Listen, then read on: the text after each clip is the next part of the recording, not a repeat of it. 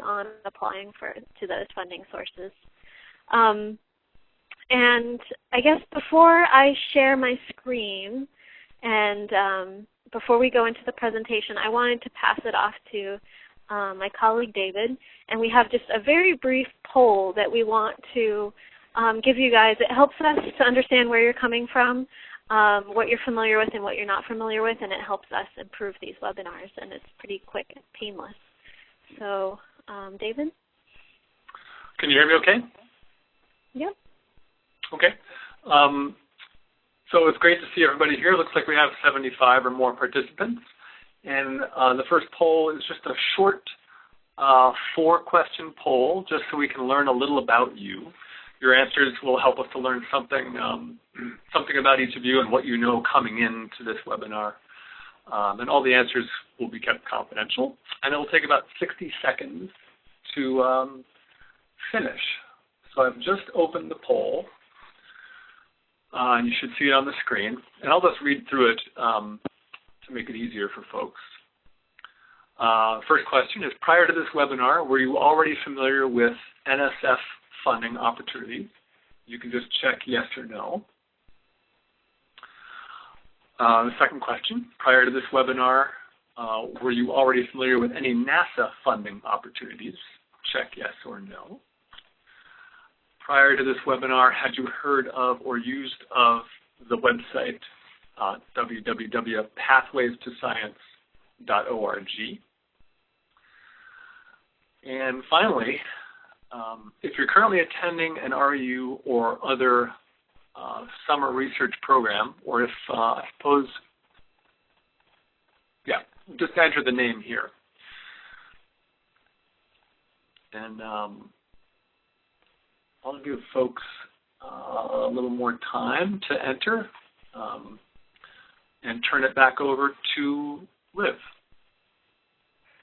Great. So let's see. So I'm going to share my desktop here. Oh, yeah, there we go.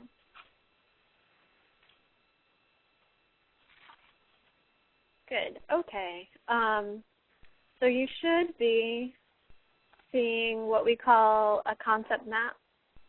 And these are the topics we're going to cover. And before I begin, I just wanted to let you know this graphic, this concept map, it'll be available to everyone online after the webinar is over. We'll send you a link to it by email. And when we do send you that link, I encourage you to explore the map. You'll see that when you hover your mouse over different concepts, there are associated sort of associated documents and extra links of information. For instance, here's a PDF handout with a graduate application timeline. So there's lots of great information embedded in this map that I encourage you to explore. And again, just want to remind you as we get started, if you have any questions, please go ahead and type them in the chat box, and then we'll try to go through and answer them all at the end of the webinar. So I just wanted to start out by talking about the basic differences between graduate school and your undergraduate experience and what you might expect in graduate school. So just to start out, one of the major differences is funding. And in general, you can expect to actually be paid. In the STEM disciplines, STEM being science, technology, engineering, or mathematics, the vast majority of students do receive full tuition support, plus a small stipend for living expenses through a variety of funding sources, and we'll discuss those funding sources in a bit. But generally speaking, you should not have to incur debt to complete a graduate degree in the STEM fields. Another major difference is the research aspect. So as a graduate student, your focus will be on research rather than sort of completing coursework and completing exams as it might have been when you were an undergraduate student. So you will really be focused on your thesis or dissertation work. In terms of a faculty advisor, as a graduate student or prospective graduate student, you are expected to identify a faculty advisor. So part of the graduate application process is identifying some faculty members whose research interests you and with whom you think you'd like to work. And that faculty member can then be kind of your sponsor or advocate during the application process. And of course, you can still switch advisors once you're actually enrolled in your graduate program. But it's not advisable to apply to the program blind without having identified, at least one or two faculty members whose research interests align with your own. And, you really owe it to yourself to do that research as well. A graduate program is at least 2 years, and if you're going for your PhD, it may be 4 or 5 or even 6 years. And so you want to be working with someone that is a good match for you. Another difference is class size. So even if you're attending graduate school at a very large institution, graduate courses are usually smaller seminars. They're usually focused on discussion and group work and that sort of thing. They will not be the large sort of survey classes that you might have had as an undergraduate student. And then finally, independence. So as a graduate student, much of your time it will be unstructured. It'll be up to you to make your own internal deadlines and complete the necessary tasks. And you're really your own best advocate in graduate school. It is expected that if you need help, you'll actively seek that out from your advisor and your mentors and your peers. So those are some of the major differences, and then I'm going to pass it off to my colleague Chris, who's going to start out talking about how to get paid to go to graduate school.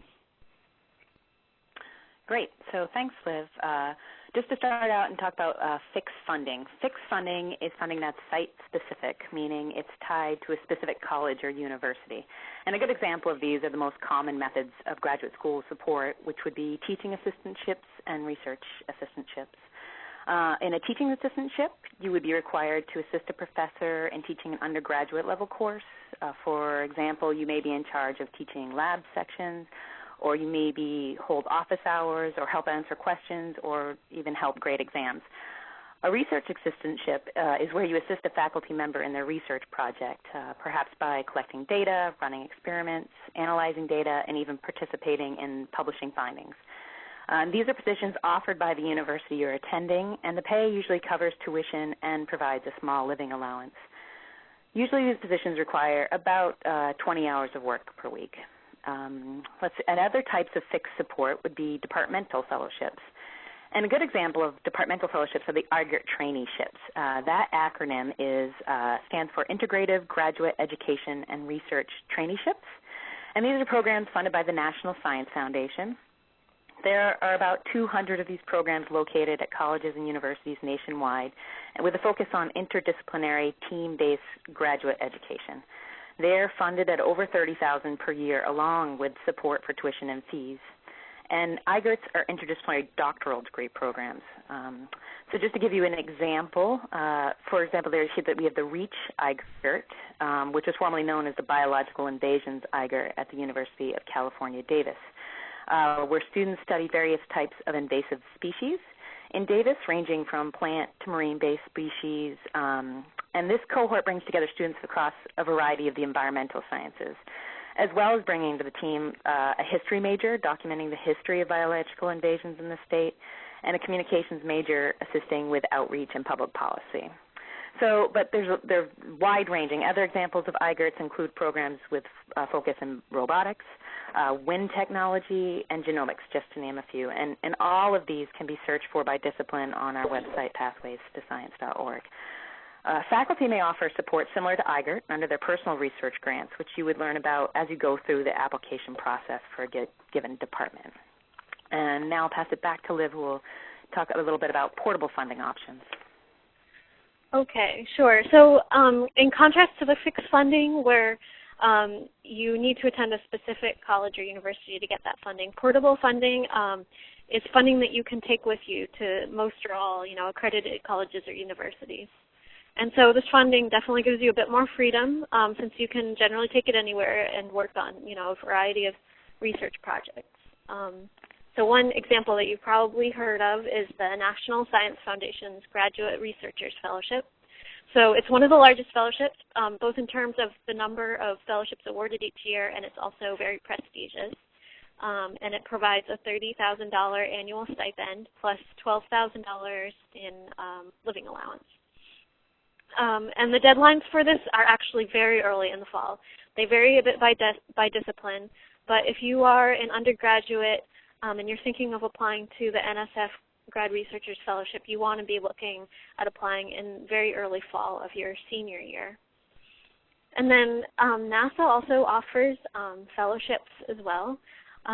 They generally range around $30,000 again in stipend. And the NASA fellowships are a bit unique in that they involve pairing a graduate student with a NASA scientist who acts as a mentor. So a NASA scientist at one of the main NASA centers around the country.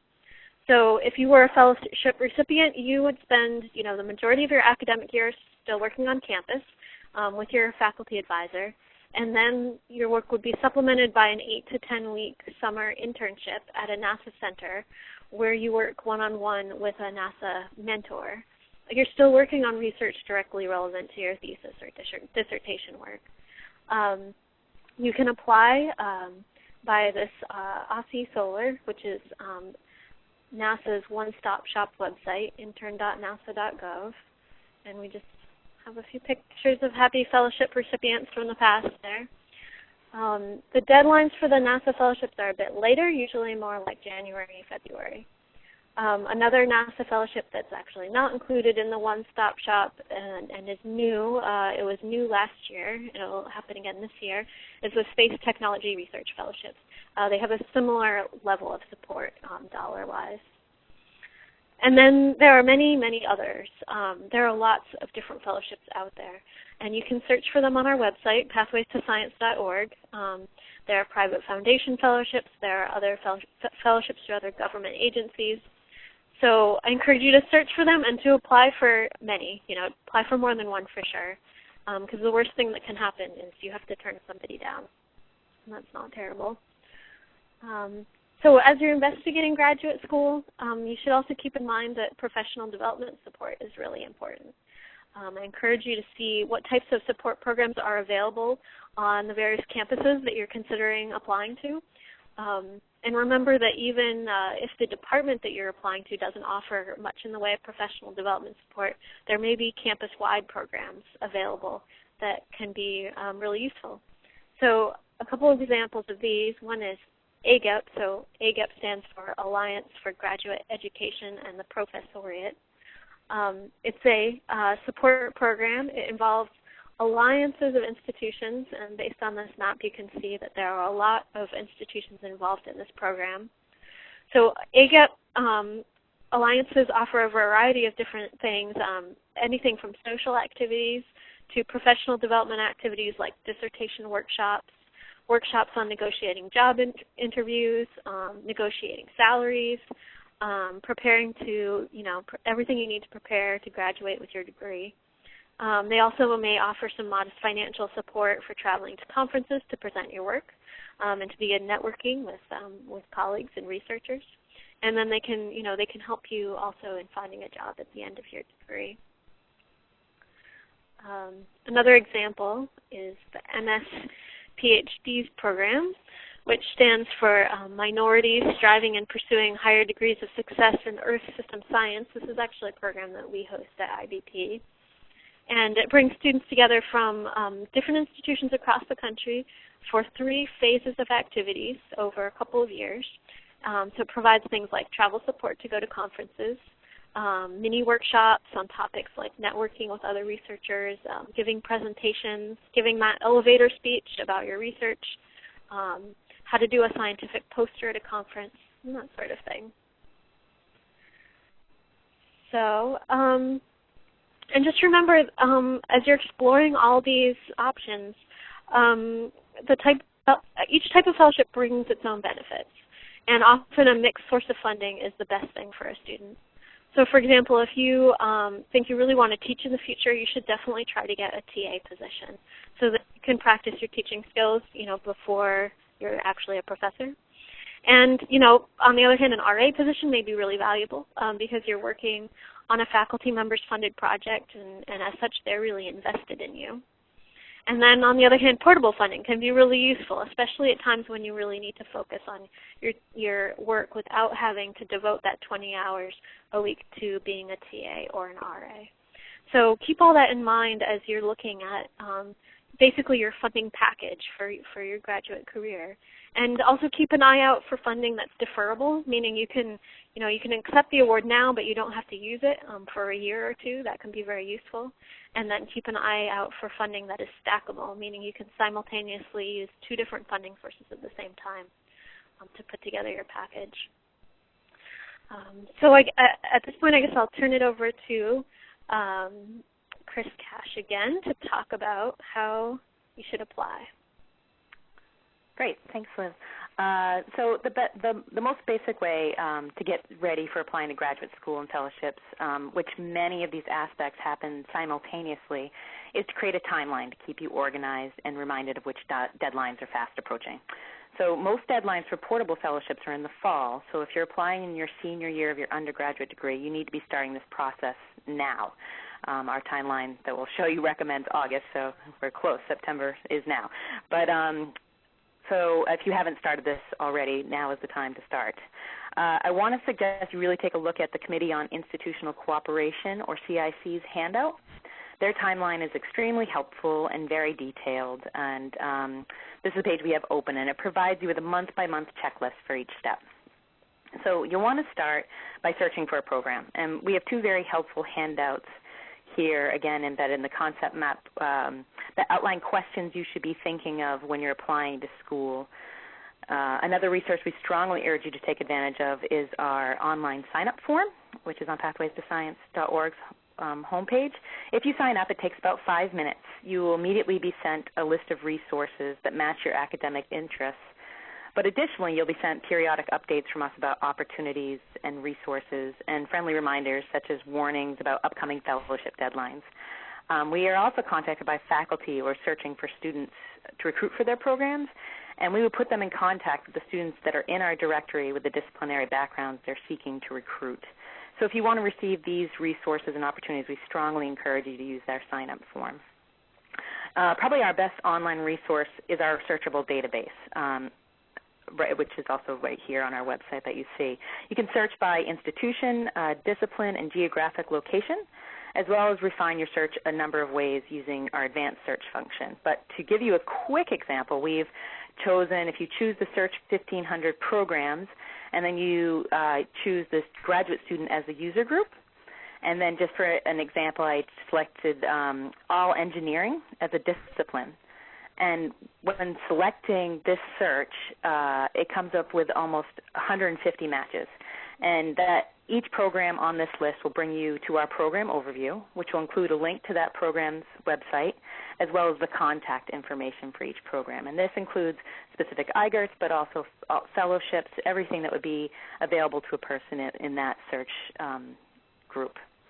So once you find a program with any school, you'll need to familiarize yourself with the department to which you're applying. You need to research the faculty members you may want to work with, making sure you would want to work with one or more person in a given department. Keeping in mind faculty are often transitioning due to research or sabbaticals, et cetera. So it's important to show your willingness to work with multiple people. When you find a department you feel is a good fit, ask to visit. Many schools have support to bring in interested candidates and give you the opportunity to see and meet potential faculty, but also, very importantly, to meet the graduate students. Talk to them, ask them questions. Are they happy? Are they getting published? Do you see yourself there for 6 or more years? This is also the time to be starting a dialogue about how will you be supported through your entire degree. If you don't receive any fellowships, what type of departmental funding will be supporting you? And what are those expectations associated with your support? You definitely do not want to be sending in a blind application, which Liv outlined previously. You need to have that faculty advisor in place prior to submitting your application. So again, now if you haven't already started, this is when, in addition to starting your program search and contacting the programs that interest you, you'd want to be starting drafting your personal statement and reviewing and planning when to take the GREs, or graduate education records. Many, but not all, graduate schools require the GRE, and preparing is key. GRE.org, if you have not visited it before, is an excellent website. It has free resources, including information on where to find test fee waivers if you are needing that type of support, among other many different support So going back to our CIC timeline and checklist, it's suggested that you start prepping in August, so again now, and planning on taking the GRE by October. Also in September, you'll want to be reviewing and rewriting your personal statement. Use your campus resources like your writing centers and, of course, your peers and your mentors. Your personal statement is very important, so make sure you have as many set of eyes reviewing your statement again and again. Also, we have a handout, which is online here, of writing strong essays and personal statements, so please check that out for more tips. Also, again in September, this is when you should be applying for portable fellowships and scholarships. And please note, this is why we're having this webinar in September, because, and we timed it for this month. We hosted a similar event in July because most opportunities really do have deadlines in October or early November, and these are for the following academic year. And we are frequently contacted by students in the winter or spring looking for fellowships and scholarships for the upcoming fall, and in most cases it is just too late. You really need to be organized and applying early for all funding possible, and that would be now. We can't stress that enough. And so through October, November, December, you should be taking the GRE, preferably in October, asking for letters of recommendation and submitting your applications. So make sure you're choosing someone who will write you a good letter of recommendation. Supply them with your resume and a supporting document that would highlight the work that you've done in their class or research program or summer research program. You really want to make it as easy as possible for them to give you the best letter possible. And this includes giving your letter writer lots of lead time. Also, and follow-up. It's in most cases, you can see online if a letter has been submitted as a part of your application packet, but pleasant and persistent reminders are good and often necessary. Faculty are busy, but they do understand the importance of your letters. So again, pleasant but persistent reminders are okay. Here again, see we have supporting document about methods of how to go about cultivating strong letters of reference. When you do learn of your acceptance status, make sure you follow up. Thank the people who wrote your letters of recommendation. After you submit your application, follow up with the department. Make sure your application was received. This is the type of conduct that will make you stand out as a serious applicant.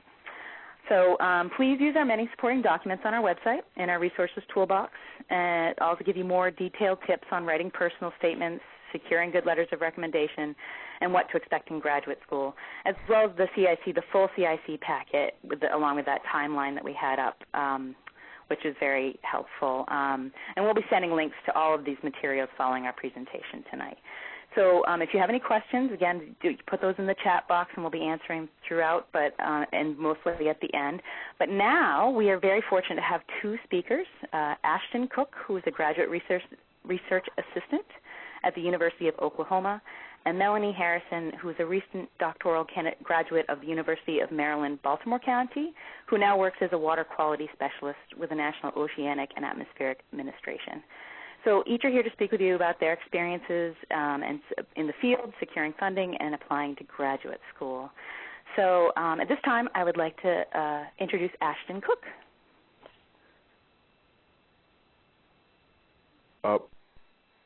When I started, I was basically asked to give advice about grad school to people who are considering it. And so I put together a few bullets, a few talking points that just kind of some of these go hand in hand with what's already been discussed by the earlier presenter. So the number one thing I'd have to say is to choose your schools carefully and your advisors carefully.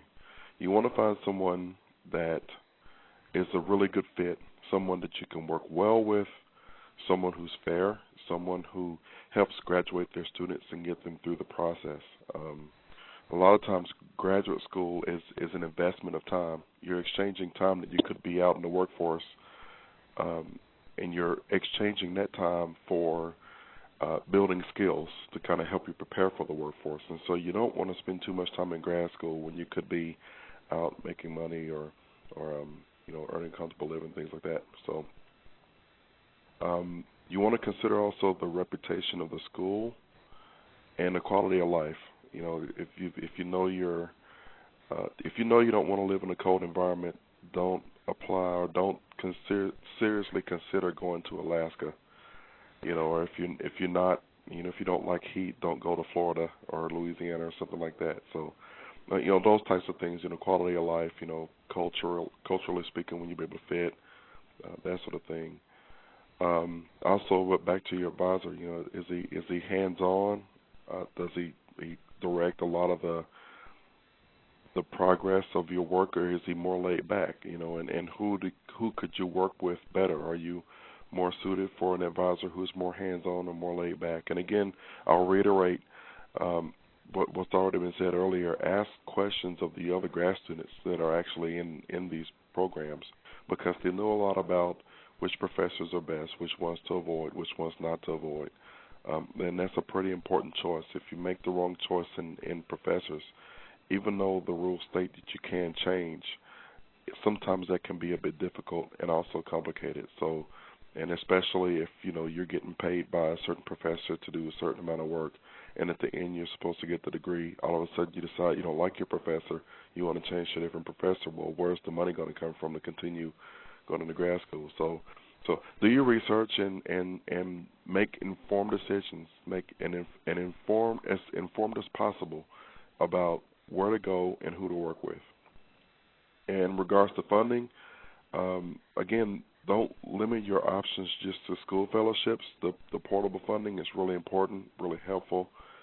A lot of times, in my experience, I've seen that federal agencies can really help. Not only with the scholarships and the fellowships during school, but a lot of times their programs offer employment after you finish your degree, and that's important, especially for a tightening job market like we have right now. There's also the scholarships available, nonprofit fellowship opportunities, MSPhDs is a big one, at least it was for me, and also the private sector and scholarships and internships there that can lead to jobs in the future, especially if you do a good job in those internships. So that's all I have. Okay. I know we'll probably have people have questions for you at later, Ashton. So now if we could hear from Melanie Harrison. Hello, everyone. I'm actually sitting here at work thinking about all of the different programs that I've been a part of during my time from being an undergrad to working here. And I think at every bullet point that either Liz or Chris talked about, I've been a part of it in some way, shape, form, or fashion. I feel like I've been navigating the funding the funding world for a very long time. And so I was asked to just provide a little background about myself.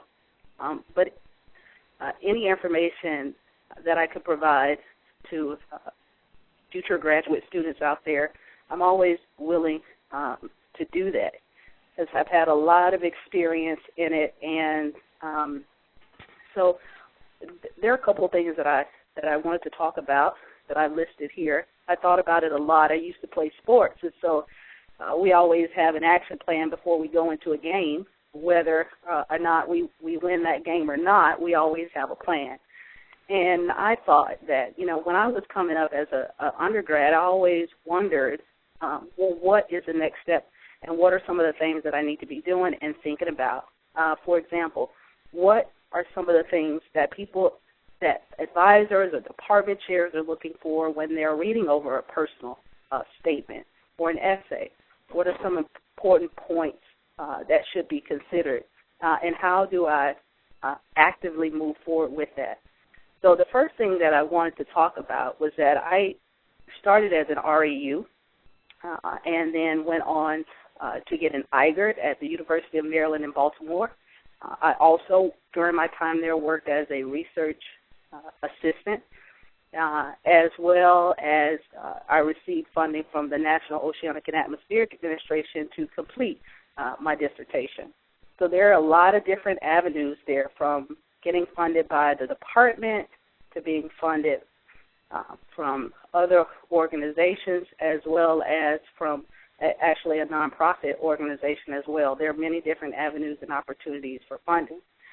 So before you start, you need to identify what your plan of attack will be and develop a plan for yourself. You're never going to go into a situation unprepared. And I'm using the analogy of a game because I have tickets to the San Francisco-Colorado game on Sunday, and I thought, well, what kind of analogy could I use? And so you never want to go into any situation without a plan, and have a really, really good plan. And so what type of things should you be thinking about? One, as an undergraduate, as well as going into your graduate career, you want to establish a solid foundation to increase your probability of success. And what are those things that build that solid foundation? If an undergrad, you've had internships and you were able to publish, if you volunteer a committee or you review documents, those types of things. Different professional development opportunities, such as attending conferences or being a part of programs such as the MS-PhD program that I actually was a part of with Ashton, the other presenter here today, networking with people. But you've got to be able to establish for yourself a solid foundation in the field that you like to pursue in the future. Chair departments, directors, advisors really like to see that basic foundation, but a strong foundation in the work or the science, technology, engineering, and mathematics fields that you want to go into the future. So a serious dedication. And also, third, you want to recognize all the important resources that you need to apply. And I think on the concept board, that was the third column there. There are going to be many different types of documents that will need to go in, and there are deadlines. And if you could think about missing a deadline as a loss of money on your investment you're putting into the future, you can think of it as there are so many folks out there right now who are looking for jobs. So there are people that are actually going back to school right now. So now funding sources are really limited because there are so many people going back. And so the probability of you or any person receiving funding in a fellowship or scholarship field that's really limited because there's just so many people applying, you've got to be able to recognize how to get in and get all of that information in fast.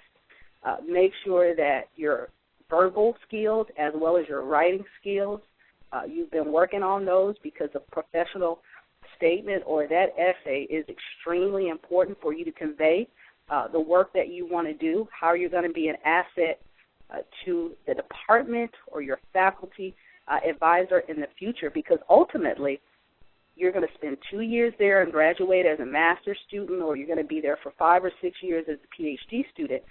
But at the end of the day, they want to see you as a colleague. And so if they can see that or visualize that through that first personal statement, you really already got your foot in the door. You also want to identify your top funding opportunities to maximize your success and really minimize any risk of you're not receiving any of those funding opportunities that you applied for. Well, how do you maximize your success? One way that I think about it is that I try to pick 10 funding sources with the greatest potential for return. And for return for me includes a number of different things. It could be different depending on your needs. But for me, it was making sure that my advisor was extremely attentive to their students, and the matriculation rate was high, publication rate was high. I was in an area in terms of the field of science where I felt like there was work that needed to be done and many unanswered questions, and that the institution was very supportive of my needs. And so those are some of the things that you want to think about when you think about the return on an investment that you're going to make in the future. And I usually take 10 funding sources.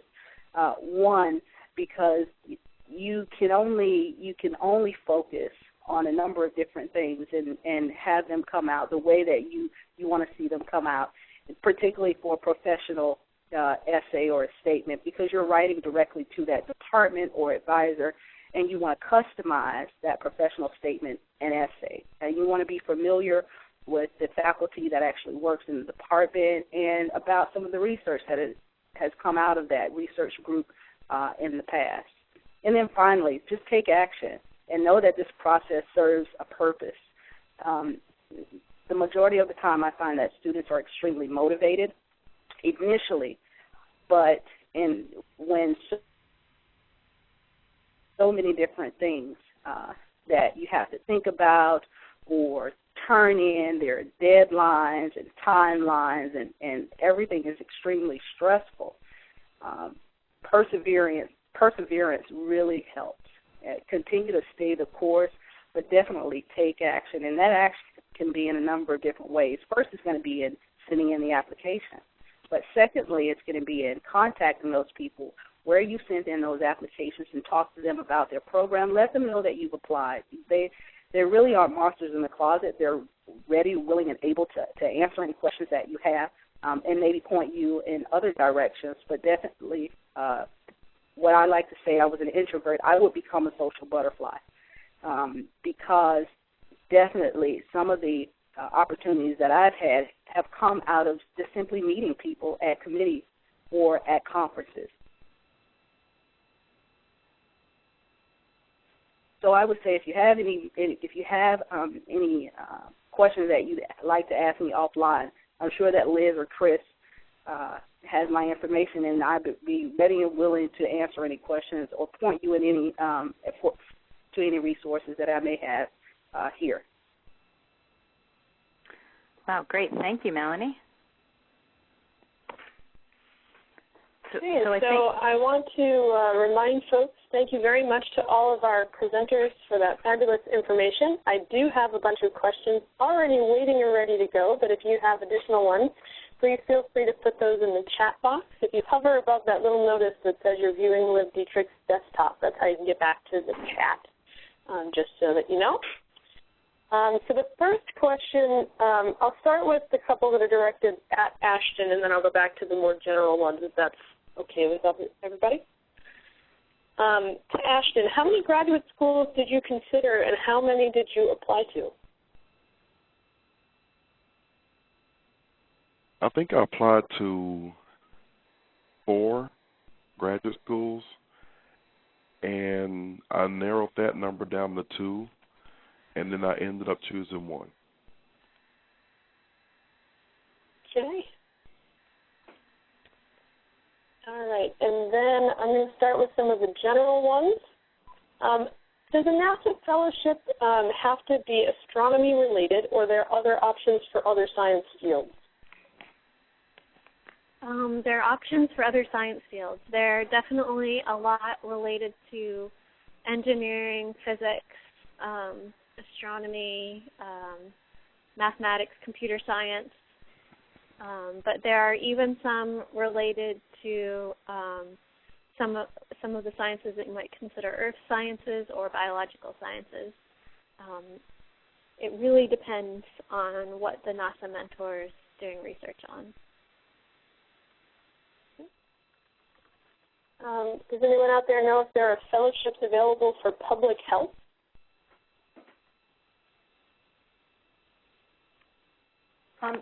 This is Chris. We get asked that question quite a bit, and it's whoever can email me directly. I've found some resources for masters in public health, but I can't point you to them directly off the top of my head. So if you email me, I'll be happy to share what resources I've found. And this should be for everybody, which is, what suggestions do you have for students when they first approach a researcher or faculty member that they would like to work with?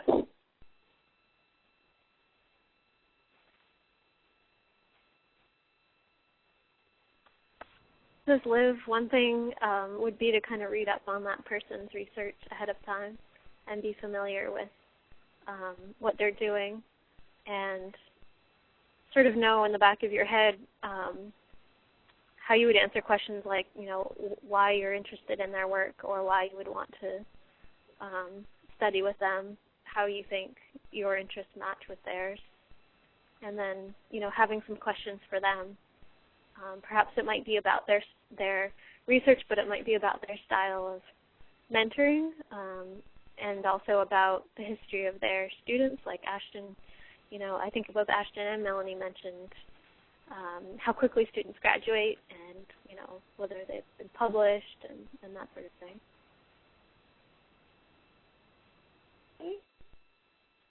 Got another one about whether or not to be concerned about attending an out-of-state college as opposed to an in-state college, regardless of the fellowships and scholarships. And they followed up with, in other words, should I be concerned about the cost of attending an out-of-state college? I would definitely say that as a graduate student, the out-of-state expenses are waived. So you, as a graduate student, you're actually not seen as an out-of-state student. So that type of issue, unless there's a major issue with accounting, that should actually be waived. You should get an in-state fee because you're a graduate student. And anyone can correct me if I'm wrong, but I'm pretty sure that happens.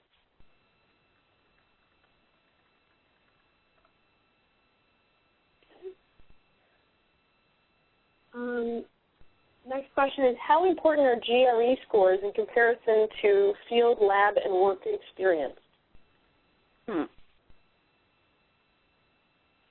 You know, that's a great question. And what I would say is that they're equally important. There are criteria for students in terms of scoring to actually get into a graduate school. So, but also it does help to have, if you have a score that may be 20 or 50 points below the criteria, and you have a very strong background in with research and internships and volunteer, there's always room for the department chair or the committee to discuss that and consider your application. It really is not a game changer or a door closer.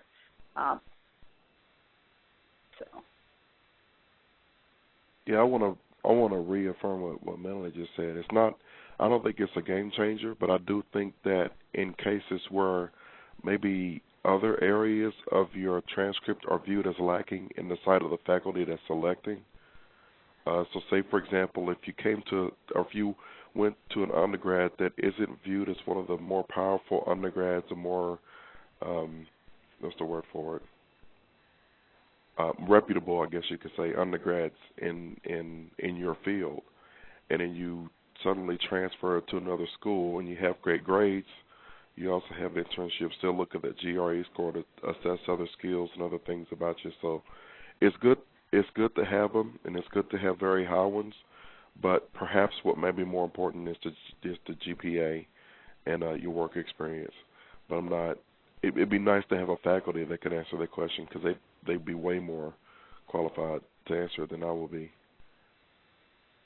And I'd like to just add one more thing to Ashton's comment. It could be the opposite way around, where you have really great GRE scores and you have no experience, and advisors are looking for students who have put the time and the work into a field that they've recognized as something that they want to go into as a career. So just make sure you have a balance in terms of both. Okay. Another general question is, for a master's student, would I be creating my own research idea or adapting my advisor's current research? Did you say that was NASA specific, that the question, Carla? No, a general one. So that's in general. Okay. A lot of that depends. Some funding sources require you that you work on a particular problem related to a grant, and that grant was given to your university to address a particular problem. Some funding sources don't require you to focus on a particular problem. You can choose which one you want to work on and address. And a lot of that is also sensitive to your advisor and what your advisor wants, and the area of study that he's interested in, he or she is interested in as well. So the ones that don't dictate what you ought to do tend to be more desirable, because you have that freedom to choose your topic of study. So some of the portable funding that we mentioned today, like the NSF Grad Research Fellowship, for instance, part of the application process is making a proposal on the type of research that you want to do. There's an understanding that that may change because, you haven't even entered graduate school yet in some cases when you're applying. But that's something where you can really carve out your own project. Great. Another one on the funding is, are you able to receive fixed funding and portable funding at the same time?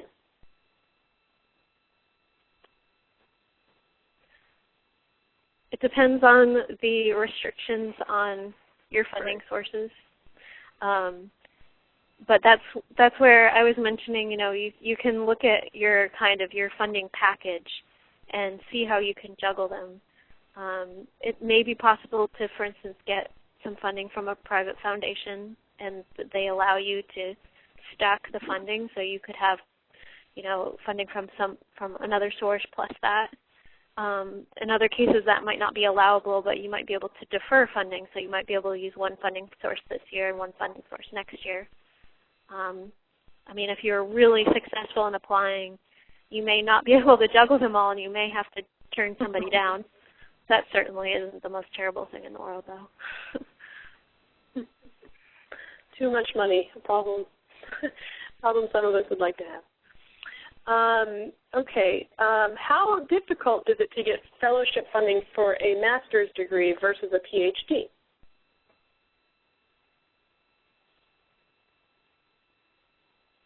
I wouldn't say I don't have experience on how difficult that would be, but I do imagine that there are many master students that are taken every year, I believe, than PhD students.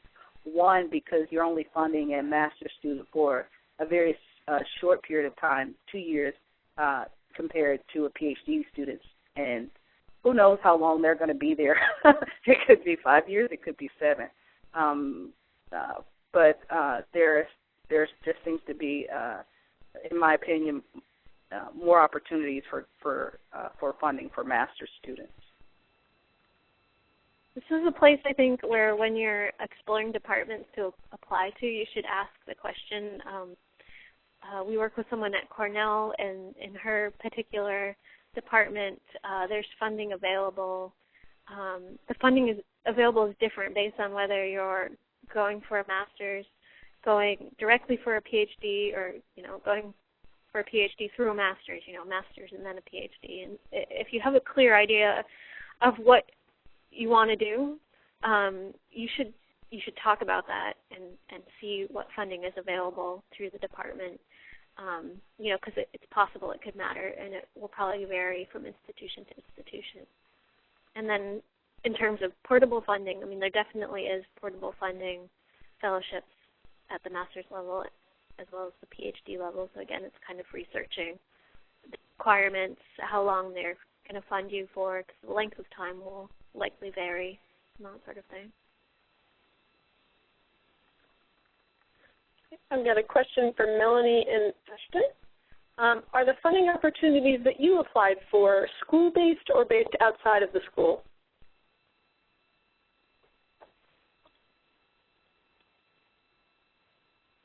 So I'll go first. Oh, sorry. You go ahead. So I had my sources of funding varied. The first source of funding was at IGERT, and it was fixed department-based, so from the University of Maryland, Baltimore County. The second source of funding was actually from a non-profit organization, and it funded me as a research assistant at the university for a year. And then my second source of funding was outside of the university. So it was a source of funding that was actually portable. And this was through the NOAA Graduate Science Program. And this program isn't listed as an example in the previous slide, but I can provide information for that. So I've had a variety of funding. You just have to get creative.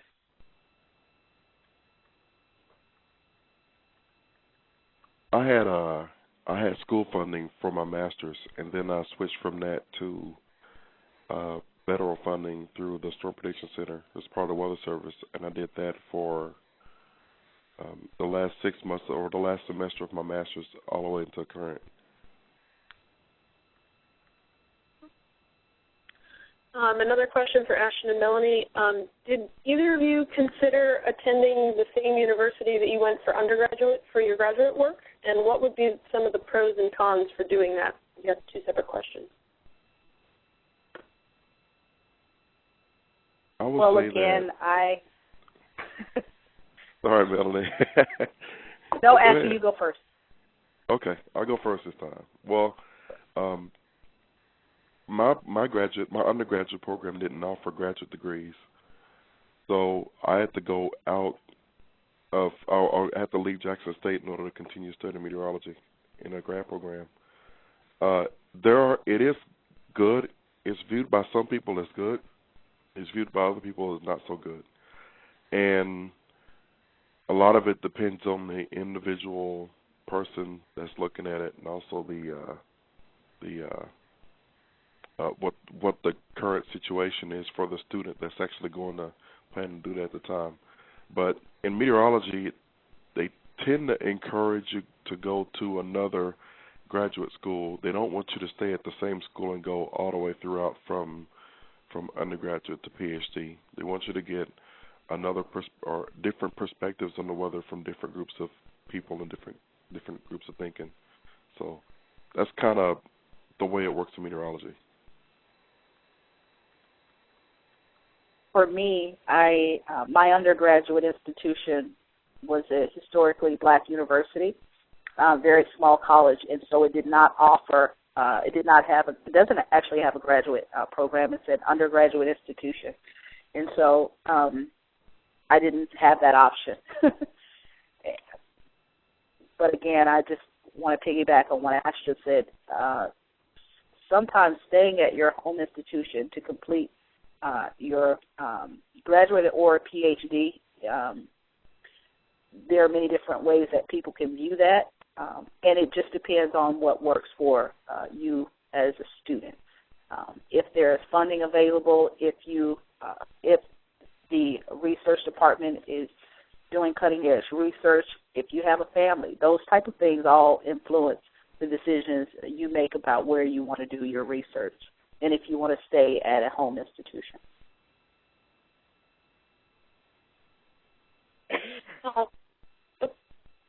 Sorry, is that Liv? Okay, sorry, I thought I heard somebody jumping in. Don't want to step on anybody's toes. So the next question is applying to 10 to 12 graduate schools too many?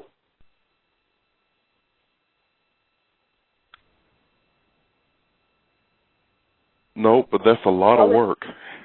It's a lot of work applying for those and sending all those personal statements, and then also you got to think too. There's a lot of research that you got to do in terms of finding a good fit for you. In terms of finding a good professor and something like that. So no, it's not too many. If you think you can do that many, by all means, go for it.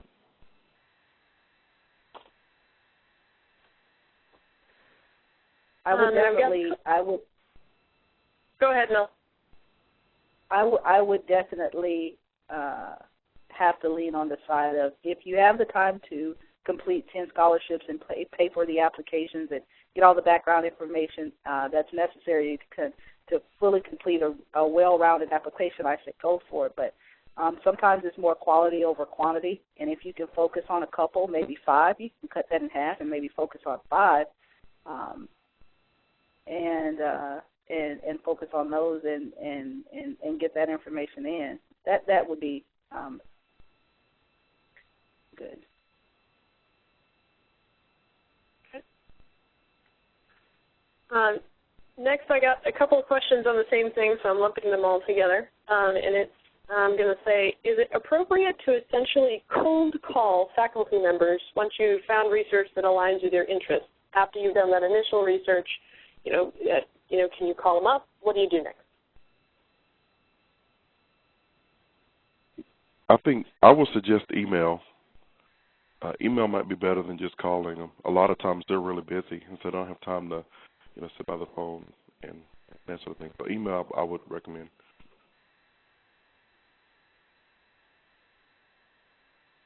And you might also check in with, there are some departments that provide some funding for a visit and can set you up with graduate students that will host you. And so if you're kind of going down that road, then consider that in your communication plan with the faculty member, because you may be having a couple of email exchanges and then meeting them in person if that works out. Otherwise, if you can't get there in person, then you might have a different kind of communication plan with them.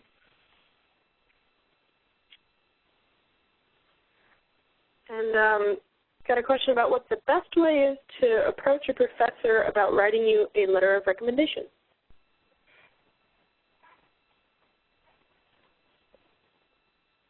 This is Liv. I'll make a plug for we have a handout all about letters of recommendation. But a couple things to think about are helping that professor understand why you're asking them to write the letter, what you're hoping to get out of whatever you're applying for, so program or fellowship or have you. And sometimes even providing that person with a resume and some information about you can be helpful.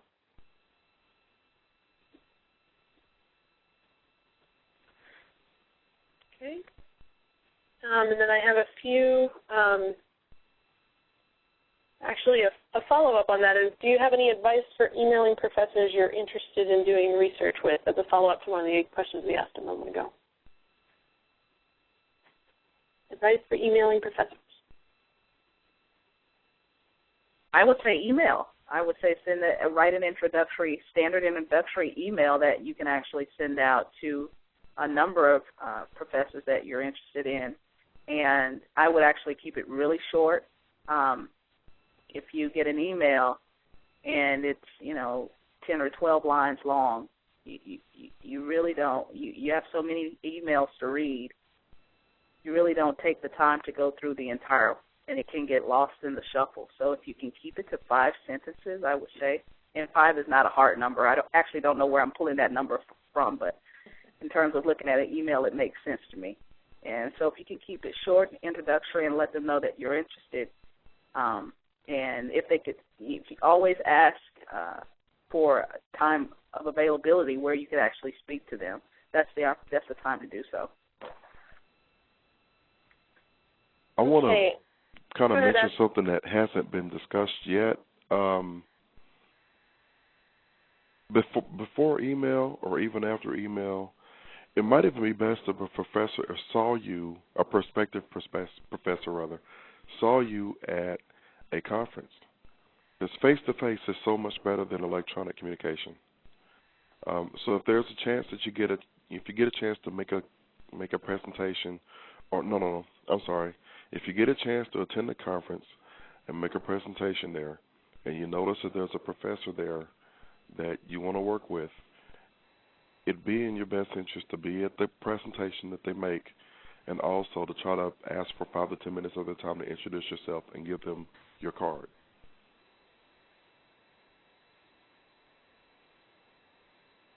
Well, I really appreciate the advice from everybody. The questions that didn't get answered right now, we are going to follow up with certain people. Some of them are kind of specific. But thank you to everybody for answering those. We do have a poll that we're going to do before you all take off, but I just want to take a second to thank everybody for their presentations and their great advice, and to the participants for some great questions. So go ahead and pat yourself on the back. We in turn would like to, IBP would like to thank the COSI Network for hosting us tonight and making this possible before we go to our poll. So thank you guys very much. Okay, just a few more questions would help us to evaluate how this webinar has helped you or not. And so I'm going to open a poll and do the same thing I did at the beginning. You should now see a poll on your screen with some simple questions, just 5 of them. and I'll read through them just to make it a little easier. How has this webinar changed your likelihood of pursuing funding opportunities? Less likely, more likely, or no change? How has this webinar changed your awareness of opportunities at NSF or at NASA? No change or increase? As a result of what you learned today, do you plan to use pathwaystoscience.org as a search tool to help you find funding and other opportunities? Just check yes, no, or I don't know. And in your opinion, could IBP improve this webinar? Yes or no? And then the last question is an open-ended question, open-ended comment area. And we welcome your input to what you thought of this webinar, how it worked for you, what you think we could do to improve it or change it, or anything else you'd like to add. So if you could just take a few moments to fill those out, we'd really appreciate it. And I'll let folks continue to do that, and I'll close the poll in another minute or so and turn it back to Chris. Oh, thank you, David. Yes, as I said, I wanted to really have a special thank you to our panelists tonight and to COSI. It's really been very helpful to have our panelists and be able to provide this opportunity. So thank you very much.